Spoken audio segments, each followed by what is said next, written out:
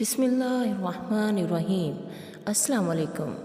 حضرت محمد صلی اللہ علیہ وآلہ وسلم نے فرمایا، 4 اشیاء سخت ناپسندیدہ ہیں۔ نمبر 1، کوئی شخص بغیر شرعی عذر کھڑے کھڑے پیشاب کرے۔ نمبر 2، نماز سے فراغت سے قبل ہی اپنی پیشانی صاف کرنے لگے۔ یاد رہے، عرب میں سجدہ زمین پر کرتے تھے تو ان کے ماتھے پر مٹی ریت وغیرہ لگ جاتا تھا، اس وجہ سے یہ فرمایا۔ نمبر 3، اذان سننے کے بعد مؤذن کی اذان کا جواب نہ دے۔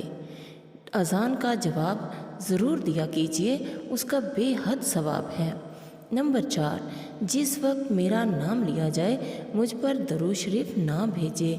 بھلا یہ کیسے ہو سکتا ہے کہ ہم اپنے پیارے نبی حضرت محمد صلی اللہ علیہ وآلہ وسلم پر درود نہ بھیجیں؟ تو ایک دفعہ ابھی درود پڑھ لیجئے۔ اللہ تعالیٰ آپ کا حامی و ناصر ہو۔ اللہ حافظ۔